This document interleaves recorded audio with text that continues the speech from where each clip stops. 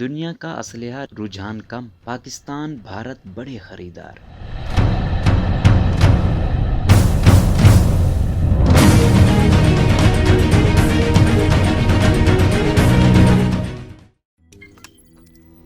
روزنامہ قدرت کی ویڈیو دیکھنے کے لیے ابھی یوٹیوب چینل پر سبسکرائب کریں اور بیل آئیکن پر بھی کلک کریں۔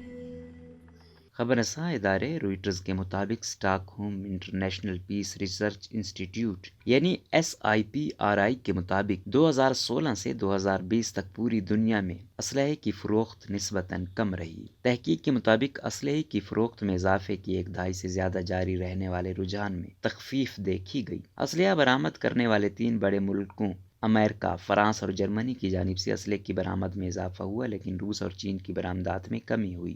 SIPRI کی رپورٹ میں مزید بتایا گیا کہ 2001 سے لے کر 2005 کے بعد یہ پہلا موقع ہے کہ گزشتہ 5 برسوں میں ملکوں کے درمیان اسلحے کے بڑے سودے نہیں ہوئے، جس سے ظاہر ہوتا ہے کہ ہتھیاروں کی طلب میں کمی ہوئی ہے۔ ادارے کے مطابق کورونا وبا کی وجہ سے دنیا بھر میں معیشتیں بری طرح متاثر ہوئیں اور متعدد ملکوں گہرے معاشی زوال کا شکار ہیں، لیکن یہ کہنا بہت قبل از وقت ہوگا کہ اسلحے کی فروخت میں ہونے والی کمی کا یہ سلسلہ جاری بھی رہے گا۔ پیس ریسرچ انسٹی ٹیوٹ کے اسلحے اور فوجی اخراجات کے پروگرام سے منسلک سینئر محقق پیٹروزمین نے ایک بیان میں کہا کہ کووڈ-19 کے معاشی اثرات کے پیش نظر آنے والے برسوں میں بعض ملکوں کو اسلحے کی اپنی برآمدات کا نئے سرے سے جائزہ لینا ہوگا۔ تاہم اس کے ساتھ ہی جب 2020 میں کورونا وائرس کی وبا زوروں پر تھی، بڑے ہتھیاروں کی فراہمی کے بڑے معاہدے بہرحال کیے گئے۔ رپورٹ میں اس حوالے سے متحدہ عرب امارات کی مثال دی گئی، جس نے 50 F-35 جیٹ طیارے اور 18 مسلح ڈرونز کی خریداری کے لیے امریکہ کے ساتھ $23 ارب کا معاہدہ کیا تھا۔ رپورٹ کے مطابق ایشیا اور مغربی و مشرقی نصف